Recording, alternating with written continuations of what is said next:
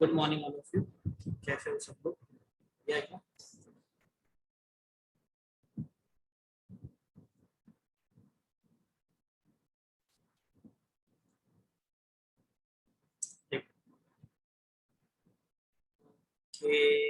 Good morning. देखो भाई, अभी अपने पास क्या है कि बहुत सारी कुछ चीजें ऐसी हैं जो कंप्लीट हुई है। एक अपना जो पार्ट है क्लिपिंग,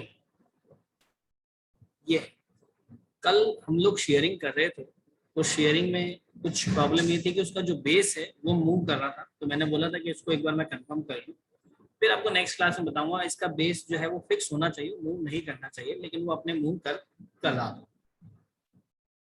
तो मैंने इसको चेक कर लिया है, बहुत जगह भी मैंने इसको देखा है। तो वो जो बेस है वो फ्लक्चुएट कर रहा है, माइनर सा, मतलब जो बेस है उसमें चेंजेस आ रहे हैं, उसमें फ्लक्चुएशन आ रहे हैं। अगर आपके वो हॉरिजॉन्टल और वर्टिकल लाइन को टच करता है, जो आपके कोऑर्डिनेट्स हैं वो अगर जीरो से टच कर रहे हैं, चाहे एक्स एक्सिस को जीरो से टच करें, चाहे वाई एक्सिस को जीरो से टच करें, तो उस केस में उसका बेस फिक्स रहेगा। अदरवाइज अगर आपने कोई दूसरे कोऑर्डिनेट्स दिए हैं तो उसका जो बेस है, चाहे वो हॉरिजॉन्टल हो चाहे वो वर्टिकल हो, वो जो है डिफरेंस उसमें आएगा ही आएगा। अब ये जो हमारा पार्ट था, जो 5 पार्ट हम लोगों ने पढ़े थे, रिफ्लेक्शन, शेयरिंग वगैरह, ये सारे पार्ट पढ़े थे।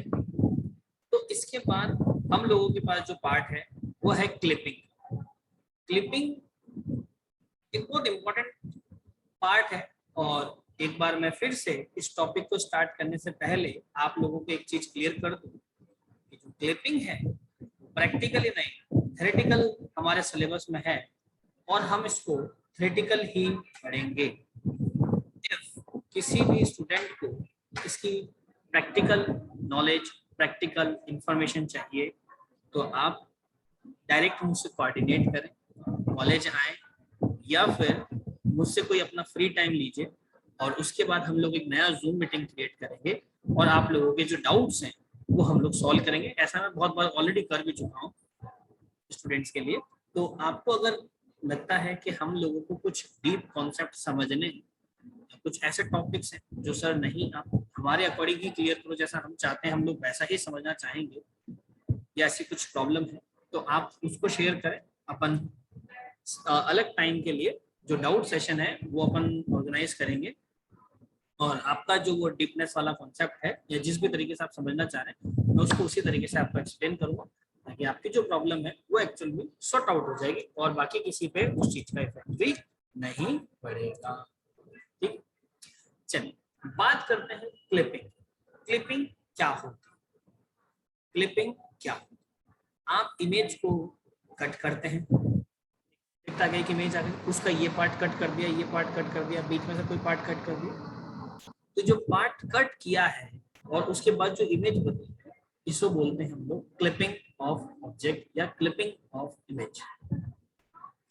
कंप्यूटर ग्राफिक्स में हम लोगों को 3 तरीके की क्लिपिंग पढ़ी: point clipping, number 2 line clipping, number 3 polygon clipping.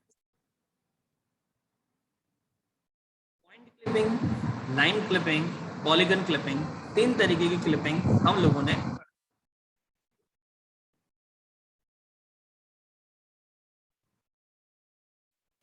पहले तो गाइस ये समझा जाए कि पॉइंट क्लिपिंग होता क्या। अच्छा, इसको भी इनिशियल लेवल पे स्टार्ट करने से पहले मैं एक और चीज आपको समझाऊंगा कि मैं इन तीनों के आपको जो प्रैक्टिकल नॉलेज है, जो समझने वाली बात है, वो यहाँ समझाऊंगा। थ्योरेटिकल मैं अभी नोट नहीं करा रहा, उसका रीजन मैं ऑलरेडी बता चुका हूँ कि हमारे जो क्लासेस में थ्योरेटिकल नोट कर रहे हैं हम लोग, बहुत टाइम कंज्यूम हो रहा है। तो आपके पास इसके पीडीएफ अवेलेबल है, आप उस पीडीएफ में से वो थ्योरी पार्ट नोट कर लीजिए, जो कि इंपॉर्टेंट है, क्योंकि इसका एक क्वेश्चन जो एग्जाम में आएगा वो थ्योरेटिकल ही आएगा, प्रैक्टिकल नॉलेज पे बेस्ड नहीं आएगा। अगेन आई एम सेइंग, तो आप थ्योरेटिकल वहां से नोट कीजिए, और समझाने का जो पूरा कॉन्सेप्ट है कि वो किस तरीके से वर्क कर रहा है, कैसे वो वर्क करेगा, वहां पे अगर कोई कोऑर्डिनेट लिखा है, वहां पे कोई पॉइंट लिखा है, तो उसका मीनिंग क्या है वो मैं यहाँ पे समझा रहा हूँ आपको एक एक चीज। इससे 2 फायदे हैं। एक तो थोड़ा सा टाइम कवर होगा और दूसरा आपको चीजें ज्यादा समझ में आएगी, कुछ ज्यादा समझा पाऊंगा बस। इसके दो फायदे। देखिए गाइस, नंबर 1 अपन बात कर रहे हैं पॉइंट क्लिपिंग। तो गाइस पॉइंट क्लिपिंग एक्चुअली में होती क्या है? ये किसी भी एक पर्टिकुलर पॉइंट को आपके सेलेक्टेड एरिया में ड्रॉ करना है या नहीं करना है, उसको डिसाइड करने का काम कौन करता है? Point clipping. जैसे ये आपके कंप्यूटर की एक स्क्रीन है,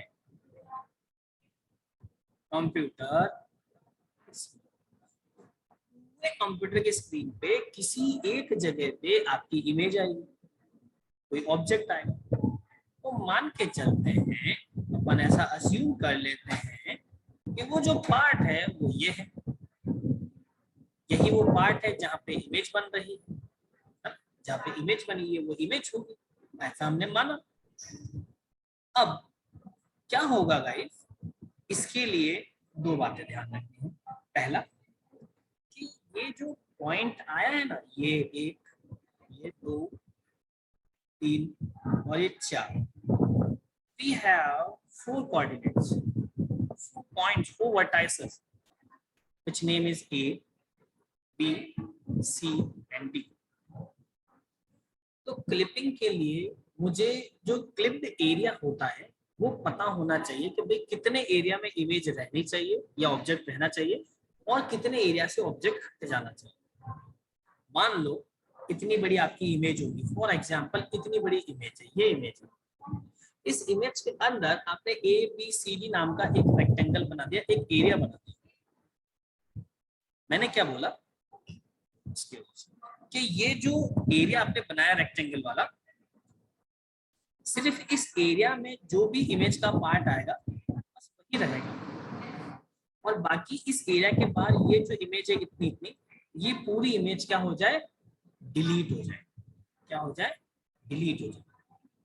तो ये ऐसे डिलीट हो जाएगी, और कौन सी इमेज रहेगी? सिर्फ इस एरिया के अंदर वाली। तो अब आपने क्या किया, इतनी बड़ी इमेज को क्लिप कर लिया, कट कर लिया। तो ये जो शेप है वो रेक्टेंगल भी हो सकता है, स्क्वायर भी हो सकता है, ट्रायंगल भी हो सकता है, सर्कल भी हो सकता है, कोई पॉइंट भी हो सकता है, कोई अदर पॉलीगन हो सकता है, कोई कस्टम शेप हो सकता है। तो मैं रेक्टेंगल को लेके समझा रहा हूं, ये शेप हो कुछ भी सकता है, इस बात को ध्यान रखें।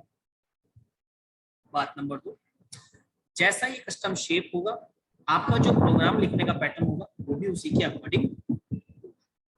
ठीक है, चलिए गाइस, यहाँ पे एक कोऑर्डिनेट आएगा जिसमें x भी होगा और y भी, और इधर भी x आएगा, y तो सेम रहेगा, यहाँ पे आएगा और x आ जाएगा।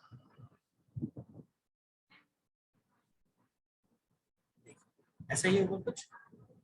तो ये जो x का इनिशियल पॉइंट रहेगा यहाँ पे, इसको बोलेंगे x मिनिमम, और ये जो यहाँ पे x का पॉइंट रहेगा ये वाला, इसको बोलेंगे x मैक्सिमम।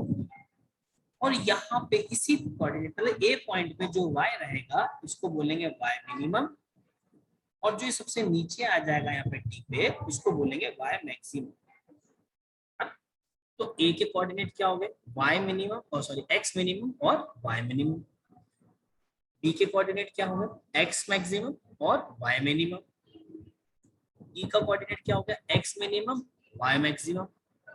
c का कोऑर्डिनेट क्या हो गया? x मैक्सिमम y मैक्सिमम, है ना? ये कोऑर्डिनेट।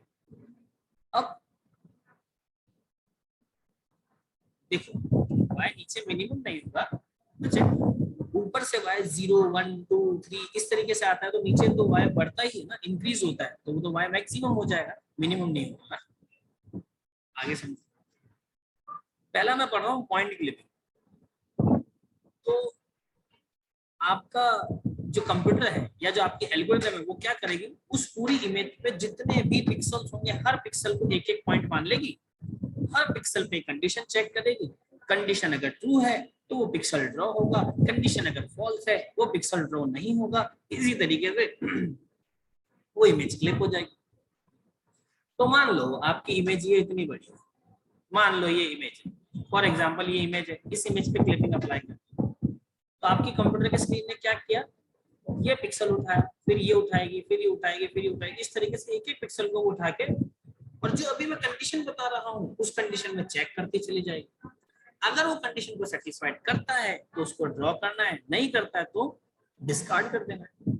तो जितने पिक्सल ड्रॉ हुए उससे जो इमेज बनी वो आपकी क्लिप्ड होगी इमेज बन गई। और क्लिपिंग का शेप तो आपने खुद ने डिसाइड किया, जैसे अभी हमने रेक्टेंगल किया। एक्चुअल में जो भी पॉइंट होगा गाइस, उस पॉइंट का भी तो कोई ना कोई कोऑर्डिनेट होगा ना, कोऑर्डिनेट का कोई पॉइंट होता ही नहीं है ना। अब मुझे सिर्फ इतना सा देखना है कि ये जो पॉइंट मुझे ड्रॉ करना है, ये पॉइंट हमारे इस रेक्टेंगल या हमारा जो भी ड्रॉ है या हमारा जो भी सेलेक्टेड एरिया है जिसे हमें क्लिप्ड करना है, उस एरिया के अंदर ये पॉइंट आ रहा है या नहीं। अगर ये पॉइंट उस एरिया के अंदर आ रहा है तो इसका मतलब इस पॉइंट को ड्रॉ कर देना है।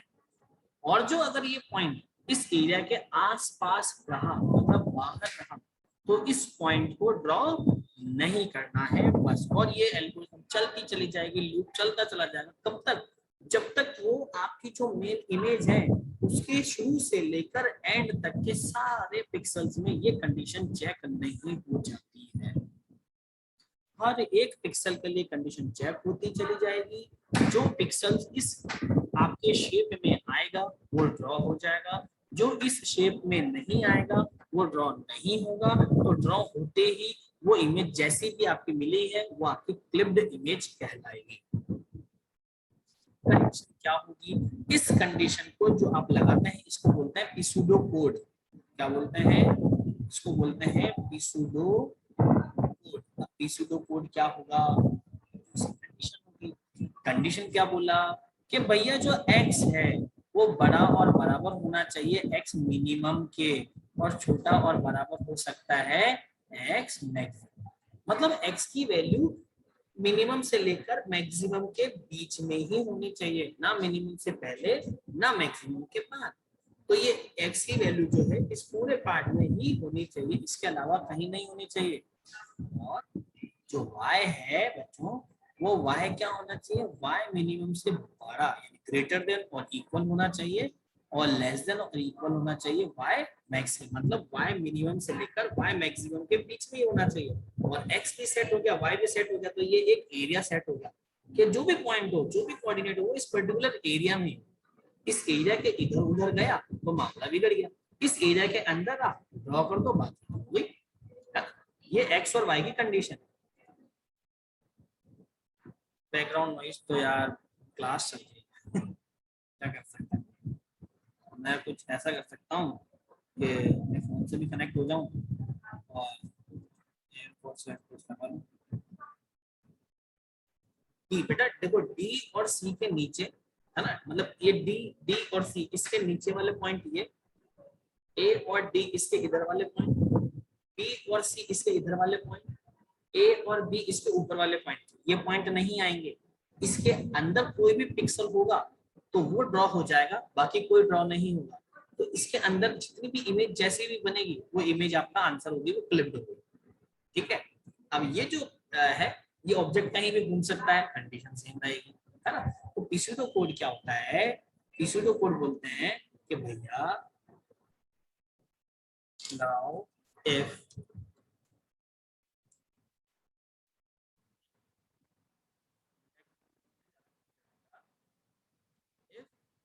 अगर x की वैल्यू बड़ी है और बराबर है किसके, x मिनिमम के, है ना, एंड लेस देन और बराबर है किसके, x मैक्सिमम के, एंड जो y की वैल्यू है वो बड़ी और बराबर है किसके, y, एंड जो y की वैल्यू वो छोटी और बराबर है किसके, y मैक्सिमम के। अगर ये कंडीशन सही है तो क्या हो, डिस्प्ले हो जाए।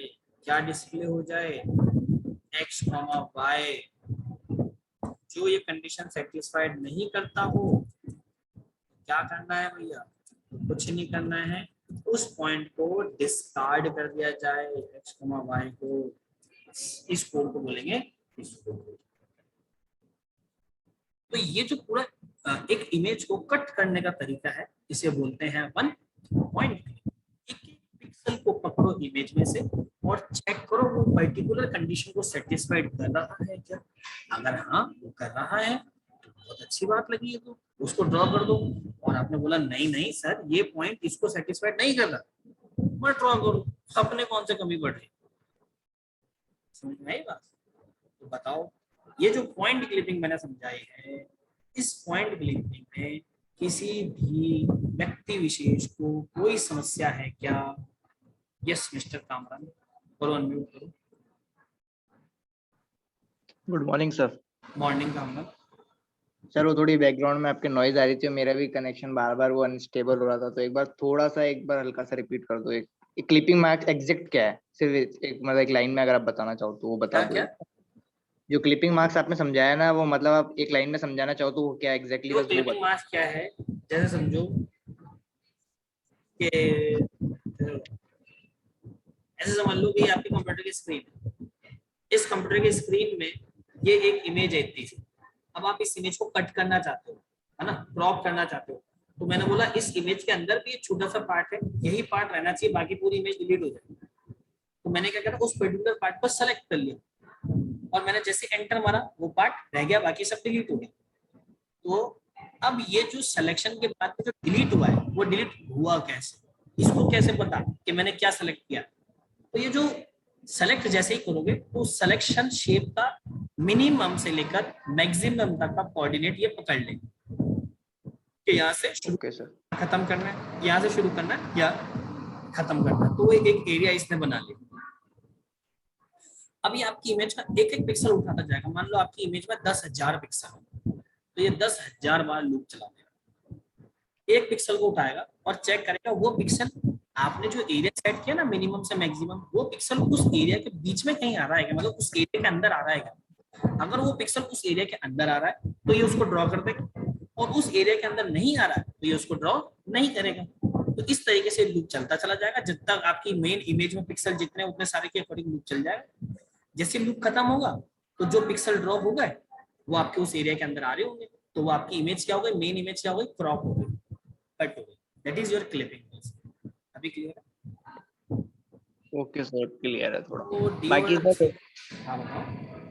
बाकी जैसे इसके लिए हमने जो बाकी सब पढ़ा है, जैसे रोटेशन वगैरह, रिफ्लेक्शन, इसके लिए एक स्पेसिफिक फॉर्मूला है, तो इसके लिए जो कंडीशंस होगी वो तो हर बार वेरी करेगी।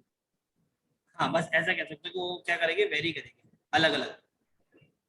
वो हमारे वो वही लॉजिक ही आ गया, वो एक तरह से प्रोग्रामिंग का अपना हाँ अकॉर्डिंग वो लॉजिक आ गया, आपने को दिमाग में लगाना, ये प्रोग्राम में कल लॉजिक है कि जब प्रोग्राम बनाने की बात आएगी तो लॉजिक लगाने का भाई क्या शेप होगा, क्या कैसे होगा, कुछ नहीं। अभी अपने को समझना है कि वो काम कैसे करेगा। ओके सर, क्लियर है वो तो, है ना। अब तुषार देखो बेटा, ये डी और सी के नीचे जो मैंने डॉटेड लाइन जहां पे भी बनाई, तो उस डॉटेड लाइन का मीनिंग ये है कि जो एक्स मिनिमम है ये पूरी एक्स मिनिमम लाइन ऐसी हो जाएगी, वाई मैक्सिमम जो है ये पूरी मैक्सिमम लाइन ऐसे हो जाएगी। तो मतलब इन दोनों के बीच का ये पूरा एरिया मिनिमम और मैक्सिमम के बीच का एरिया कहलाता है ना। ऐसे ही जो एक्स मिनिमम है ये और वाई मैक्सिमम, एक्स मैक्सिमम है ये, तो इसके बीच का पूरा एरिया एक्स का पार्ट कहलाता है। तो अब ये y का और ये x का एक दूसरे को जहां इंटरसेक्ट कर रहे हैं, तो इंटरसेक्ट करने में जो पार्ट बन रहा है वो पार्ट आपके काम का है, लेकिन एरिया तो पूरा बन रहा है, तो वो पार्ट आपके काम का है, तो उस पार्ट के अंदर के पिक्सल रहेंगे। फिर इसलिए डॉटेड लाइन बना के रिप्रेजेंट किया कि x मिनिमम ये पूरा होता है, लेकिन पार्ट वो इतना ही रहेगा क्योंकि x और y एक दूसरे को वहां कट कर रहे हैं। ऐसे क्लियर है? ये आपकी पॉइंट क्लिपिंग है। इसको आप चाहो तो नोट कर लो या स्क्रीनशॉट ले लो, जैसा भी आपको ठीक लगता है, क्योंकि इसका जो भी थ्योरेटिकल पार्ट है गाइस, वो थ्योरेटिकल पार्ट आपको पीडीएफ में मिलेगा। उस पीडीएफ में से पूरा थ्योरेटिकल पार्ट नोट करना, डेफिनेशन वेफिनेशन कि ये कोहान सुदरलैंड ने ये एल्गोरिथम बनाई थी, क्यों बनाई थी, वो सब उसमें है। हाँ, काम कैसे कर रहा है, वहां पे एक्स मिन एक्स मैक्सिमम लिखा है, सूडो कोड लिखा है, तो वो है क्या चीज वो मैंने आपको समझा दिया, कैसे काम करती है वो मैंने आपको समझा दिया। अरे बात समझ। तो ये आपकी पूरी पॉइंट क्लिपिंग एल्गोरिथम है, मतलब आपको प्रैक्टिकली कभी नहीं करना है। आगे नाम से आपके सिलेबस में प्रैक्टिकल नहीं है, थ्योरेटिकल पार्ट है। थ्योरेटिकल पार्ट को काम कैसे लेना है वो मैंने समझा। ठीक है, लिखना क्या है। अब आते हैं अपन लाइन क्लिप। तो पहले तो इसको आप नोट कर लो, अगर इसमें कुछ डाउट है, कुछ दिक्कत है, परेशानी है, तो पहले वो क्लियर करो।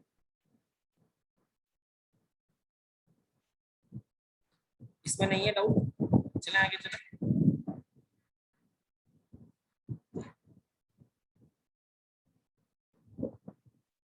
गाइस ये वाली बात क्लियर है क्या, या नोट कर रहे हो उसको या नहीं कर रहे हो, बताओ, जो भी हो मैसेज करके बताओ, तो उसी अकॉर्डिंग अपन आगे क्लास करें।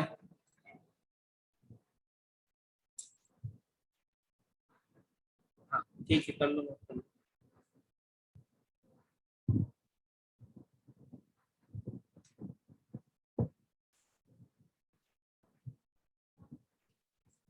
पूरी क्लास में मैं वापस बता रहा हूँ, देखो ये 4 5 6 10 जितने भी स्टूडेंट्स हैं ना जो रिप्लाई करते हैं और एक्टिव रहते हैं, इनकी हर प्रॉब्लम सॉल्व की जाएगी। लेकिन जो क्लास में अटेंटिव नहीं है और जो रिप्लाई नहीं करते हैं, आप ध्यान रखना ये चीज के भी, आप लोग यहाँ पे कितने एक्टिव हो, उसी एक्टिवनेस के साथ आपको भी रिप्लाई किए जाएंगे जब आपके डाउट्स आएंगे ऑफलाइन क्लासेस में।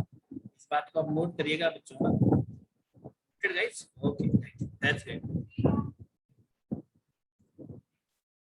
अब समझो, अब अपन बात करने वाले हैं इसकी लाइन क्लिप।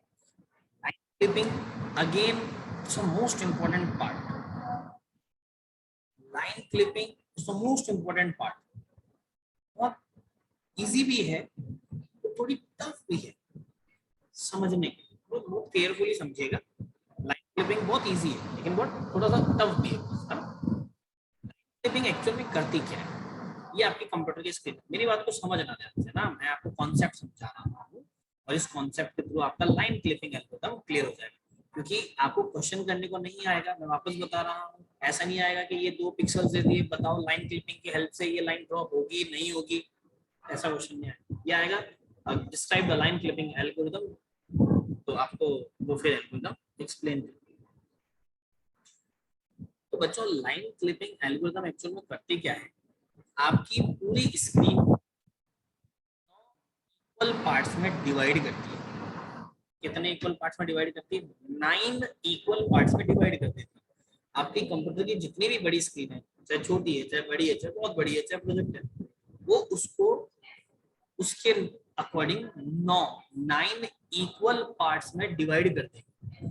तो जैसे आपकी कंप्यूटर की स्क्रीन थी, इस कंप्यूटर की स्क्रीन को मैंने कितने पार्ट्स में डिवाइड कर दिया? 9 इक्वल पार्ट्स में डिवाइड किया। ये आपके कंप्यूटर की screen.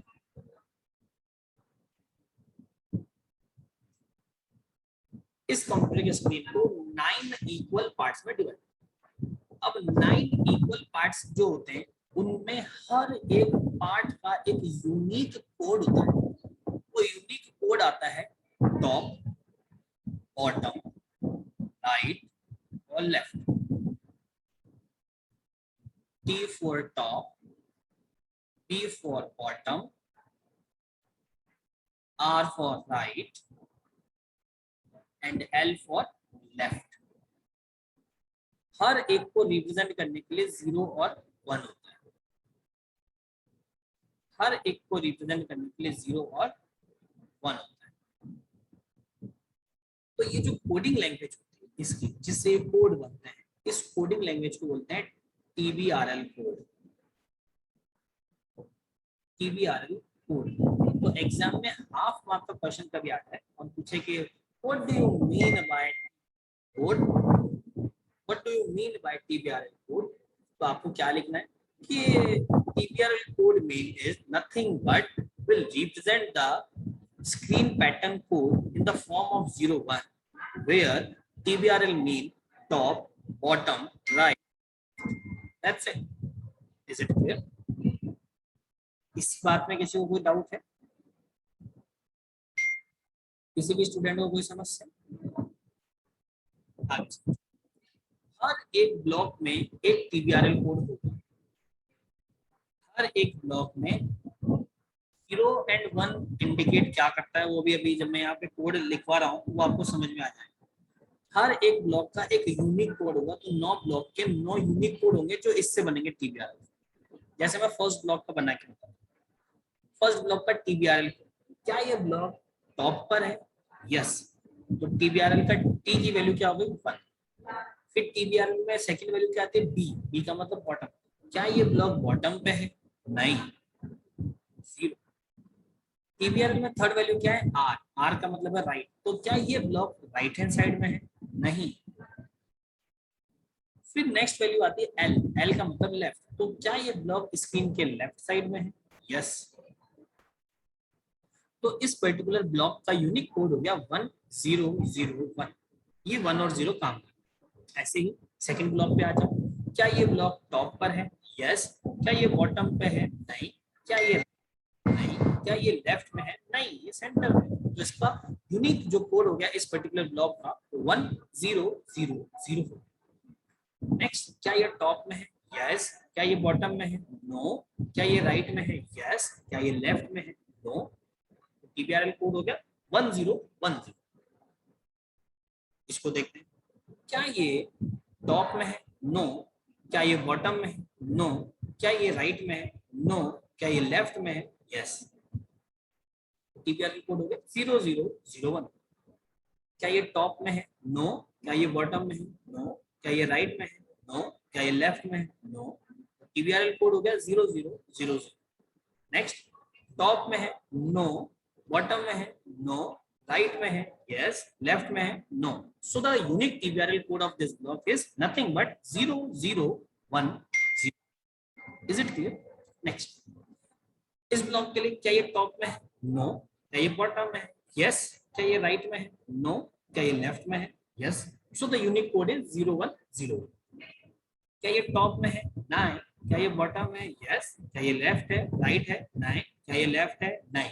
So the unique code 0110। At the end, top में नो, बॉटम में यस, राइट में यस, लेफ्ट में no. So the unique code is 0110। 0110.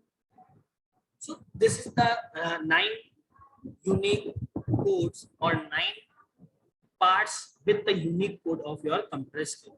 तो लाइन क्लिपिंग आपके कंप्यूटर स्क्रीन को इस तरीके से 9 इक्वल पार्ट्स में डिवाइड करती है और हर एक इक्वल पार्ट का एक यूनिक कोड होता है।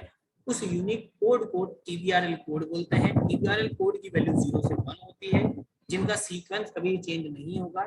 TBRL यही इसका सीक्वेंस रहेगा और इसी सीक्वेंस के अकॉर्डिंग ये कोड लिखे गए हैं। ये कोड कैसे आए हैं वो मैंने भी आपको बता दिया। अब आप इसको ये ध्यान रखेंगे, सबसे इम्पोर्टेंट, कि पूरे कंप्यूटर की स्क्रीन पे, अब इसने जो पूरे कंप्यूटर की स्क्रीन को डिवाइड किया ना, इसका मतलब पूरे कंप्यूटर की स्क्रीन पे क्लिपिंग अप्लाई की। मान लो ये आपकी इतनी बड़ी कंप्यूटर की स्क्रीन, ठीक है। इस कंप्यूटर की स्क्रीन पे मान लो ये आपका कोई ऑब्जेक्ट है, ये आपकी क्या है, इमेज है, और इस इमेज को आपको क्लिप करना है। तो अब मैंने क्या करा, कंप्यूटर की स्क्रीन को तो कर दिया साइड में और इमेज को पकड़ लिया। इस इमेज को क्लिप करना, इस इमेज को क्लिप करना है। तो कितना क्लिप करना है, तो मैंने बोला ये एक रेक्टेंगल बना दिया कि भैया इतना क्लिप करना है। तो मैंने अब इस इमेज को साइड में रख दिया और उस रेक्टेंगल को पकड़ लिया, ठीक है। उस रेक्टेंगल को पकड़ लिया, मैंने ये देखा कि जो ये रेक्टेंगल है, जितना एरिया मुझे क्लिप करना है, उस एरिया को 9 इक्वल पार्ट्स या उस इमेज के एरिया को 9 इक्वल पार्ट्स में मैंने डिवाइड किया। और वो जो 9 इक्वल पार्ट्स डिवाइड किए हैं, उनमें से अब इमेज कहाँ ड्रॉ होगी, कहाँ नहीं। तो जिस भी लाइन, मतलब ये क्या करता है, एक पूरी लाइन को चेक करता है। फर्स्ट वाले में मैंने क्या करा, उस पूरी इमेज के एक एक पॉइंट को चेक करेगा कि वो पॉइंट आना चाहिए नहीं है। ये क्या करेगा, पूरी पूरी इमेज की लाइन उठा लेगा कि भाई फर्स्ट को उठा ली, डायगोनल उठा ली, वर्टिकल उठा ली, ये पूरी पूरी लाइन को उठाएगा और फिर चेक करेगा कि उसको क्लिप करना है या नहीं करना। तो जो भी लाइन इस 0 वाले पैटर्न के अंदर आएगी, इस 0 वाले पैटर्न के अंदर आएगी, सिर्फ वो लाइन आपके कंप्यूटर स्क्रीन पर दिखेगी। इस पैटर्न के बाहर, मतलब 0 0 0 0 4 बार 0 के अलावा किसी भी सेक्शन में वो लाइन चली जाए, वो लाइन ड्रॉ नहीं, सिर्फ वही लाइन ड्रॉ होगी जो इस 0 0 0 0 में। अब कहोगे सर इसे कैसे पता पड़ेगा कि वो लाइन 0 0 0 0 वाले पार्ट में है भी या नहीं है। ये कैसे आइडेंटिफाई करेगा? ये तो कंप्यूटर है। और हम एल्गोरिथम लिखेंगे कैसे? अभी तो आपने समझा दिया कि 9 इक्वल पार्ट में डिवाइड कर दिया, वो समझ में भी आ गया, लेकिन इसके अंदर है वो कैसे देखेंगे? तो जैसे मान लो एग्जाम्पल के लिए मैंने ये लाइन ले ली, ये लाइन ले ली, इस लाइन का ये मेरे पास एक ए पॉइंट हो गया और ये मेरे पास एक बी पॉइंट हो गया, इसको बोला लाइन 1। तो समझेंगे, एग्जाम्पल समझा रहा हूं। पहला एग्जाम्पल लाइन 1 के लिए, तो लाइन 1 का स्टार्टिंग कोऑर्डिनेट ए है और एंडिंग कोऑर्डिनेट बी है। ऐसा समझ लो स्टार्टिंग बी है और एंडिंग ए है, बात तो ए के कुछ भी समझ। तो इसकी 3 अलग अलग कैटेगरीज बनती है। पहली कैटेगरी कि वो जो लाइन है पूरी की पूरी बाहर है, तो जैसे ये है ए, तो ए का जो स्टार्टिंग है वो क्या है 0 0 0 1 और बी जो है वो क्या है 1 0 0 0। तो अगर इसका एंडिंग और स्टार्टिंग दोनों ही आउटसाइड हो, मतलब ये पूरी लाइन इस पर्टिकुलर ब्लॉक के बाहर हो, तो इस लाइन को क्या कर दिया जाएगा? डिस्कार्ड कर दिया जाएगा, इसको डिस्प्ले नहीं किया जाएगा, इस लाइन को डिस्प्ले नहीं किया जाएगा। अगेन इसकी 3 कैटेगरी बनती है। पहली कैटेगरी जब पूरी की पूरी लाइन बाहर हो तो वो उस कैटेगरी में जाएगी, इसका मतलब वो डिस्कार्ड हो जाएगी। आपका सवाल कि सर कैसे पता पड़ेगा वो पूरी लाइन उस कैटेगरी से बाहर है या नहीं है?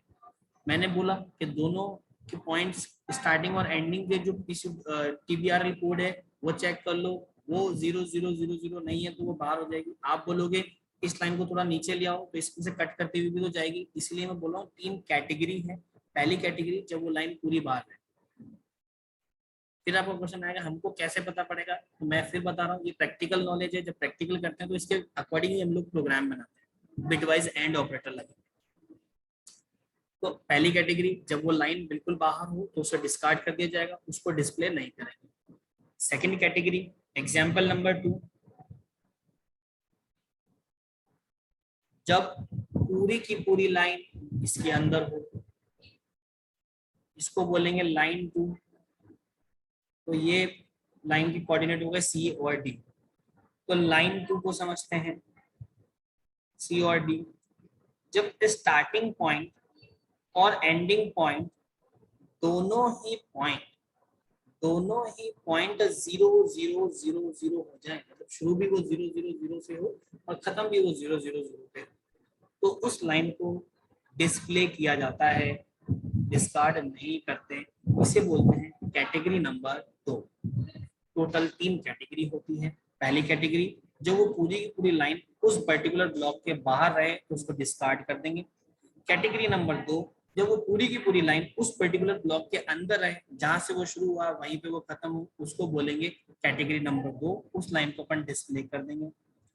तीसरी कैटेगरी आती है जिसको बोलेंगे एग्जाम्पल नंबर 3, लाइन 3। इसमें क्या होगा? जब लाइन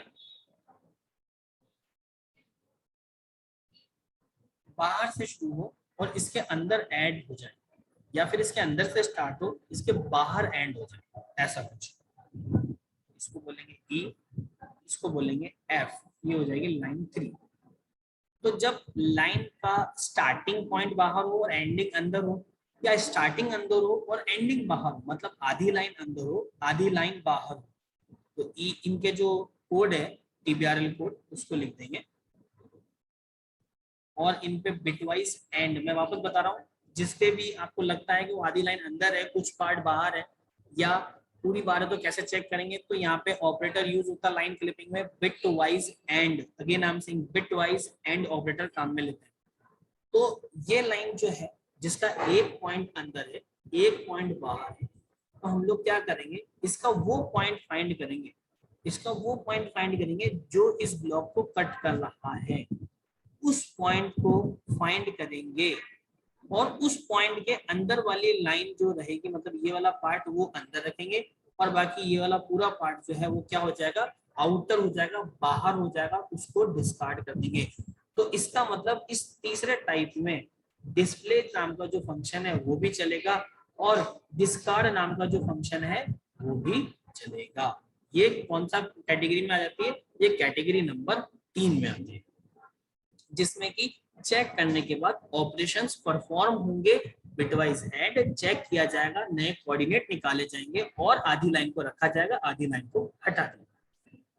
अब आपके दिमाग में एक और नया सवाल आ रहा होगा कि सर लाइन एक हमारे कहने पे बनाओ ऐसी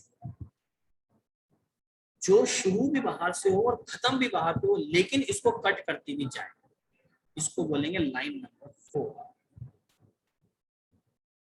जी और एच। तो इस चौथे नंबर के एग्जाम्पल यानी फोर्थ एग्जाम्पल में लाइन स्टार्ट भी बाहर से हुई है और एंड भी बाहर से हुई, लेकिन इसने इसके कुछ पार्ट को कट किया। तो मैंने जब लाइन 1 का एग्जाम्पल समझाया, जब उसको डिस्कार्ड किया, तभी भी मैंने बोला इसमें बिटवाइज एंड ऑपरेटर अप्लाई होगा और इसकी कैलकुलेशन की जाएगी। तो सेम कैलकुलेशन यहाँ पे भी होगी, बिटवाइज एंड लग के ये दोनों पॉइंट निकाले जाएंगे और इस पॉइंट के बीच की जो लाइन है जो 0 0 0 0 में आ रही है उसको तो रखा जाएगा। उसके अलावा ये जो पार्ट है, इन दोनों पार्ट को क्या कर दिया जाएगा? डिस्कार्ड कर दिया जाएगा। तो ऐसी लाइन को भी हम लोग कैटेगरी 3 में ही रखते हैं। आगे नाम से इसके लिए चौथी कैटेगरी नहीं बनती है, इसको भी कैटेगरी नंबर 3 में ही रखते हैं। यहाँ तक समझ में आया? ये सब आपको थ्योरेटिकल नॉलेज के लिए ही समझाया जा रहा है कि पूरा पूरा समझ में आए।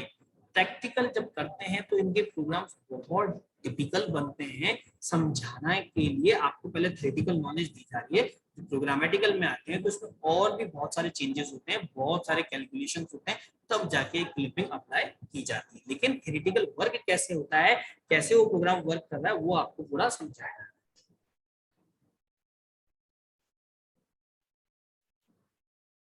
ठीक है, तो इसका मतलब वही लाइन ड्रॉ होगी जो कि इस 0 0 0 वाले ब्लॉक के अंदर रहेगा, वही पार्ट ड्रॉ होगा, बाकी सब पार्ट रफू चक्कर हो जाएगा। अब अगर किसी को कोई डाउट है तो मेरे से लाइन क्लिपिंग के बारे में पूछ सकते हैं। ये अपनी पूरी लाइन क्लिपिंग ओवर हो गई। पॉलीगन क्लिपिंग को कल पढ़ेंगे, लाइन क्लिपिंग अपन ने पढ़ा है, पॉइंट क्लिपिंग अपन ने पढ़ा है, थ्योरेटिकल आपको वहीं से नोट करना है पीडीएफ से। दीक्षांत ने पूछा थर्ड लाइन नहीं है, दीक्षांत थर्ड लाइन का मतलब होता कि ऐसी लाइन जो या तो शुरू बाहर से हो रही हो और खत्म उस ब्लॉक के अंदर हो रही हो, या फिर शुरू ब्लॉक के अंदर से हो रही हो, खत्म दूसरे ब्लॉक में जाके हो रही हो। तो वो जो अंदर वाला पार्ट है उसको सिर्फ हम लोग कैसे भी कैलकुलेट कर लेंगे, कैसे भी कैलकुलेट करें, वो जो मैथमेटिकल ऑपरेशन होगा जो भी होंगे उससे कैलकुलेट करके सिर्फ उस पार्ट को रखेंगे और उसके अदर देन जो भी पार्ट है जो दूसरे ब्लॉक्स में आ रहा है उसको डिस्कार्ड कर देंगे, उसको नहीं डिस्प्ले करेंगे। ये थर्ड लाइन है। हरीश ने पूछा है कि L1 और L3 और L4 सेम हो तो, L3 और L4 सेम हो तो सब 3 बॉक्स में ही,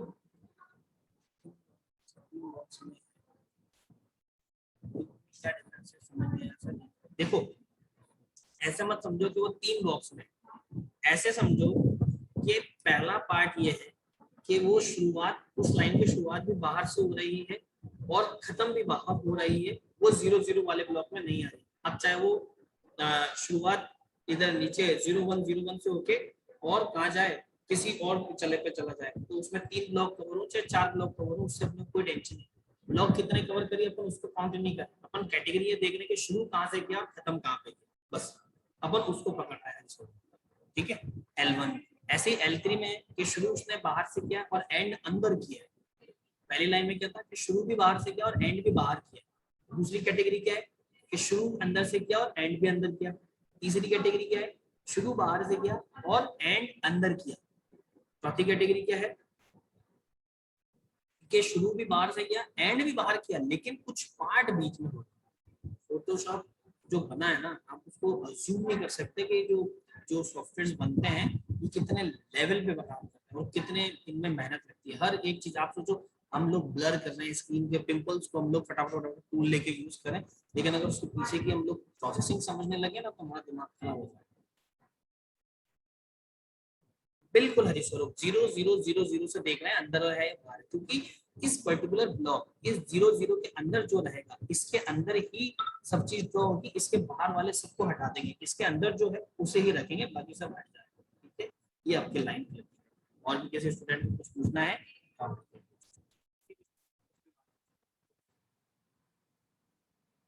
मेरी साइड से लाइन क्लिपिंग भी ओवर हो गई है। मैं वापस बता रहा हूँ बच्चों, जो थ्योरेटिकल पार्ट है वो आपके पास पीडीएफ है, उस पीडीएफ में से आपको एज इट इज नोट करना है। नहीं समझ में आप मेरे से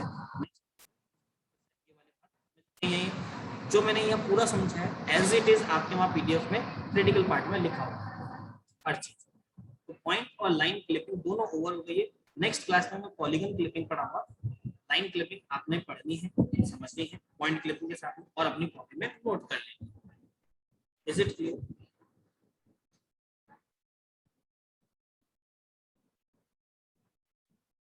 किसी भी स्टूडेंट को कोई डाउट है? नहीं? Thank you so much for today, great day to you. आराम से करना, कोई दिक्कत नहीं। प्रैक्टिकल पार्ट आप कॉलेज में जब आओ तो फुल क्लियर करना। मैं तो खुद ये चाहता हूँ कि आप यहाँ सामने बैठ के काम करो तो ज्यादा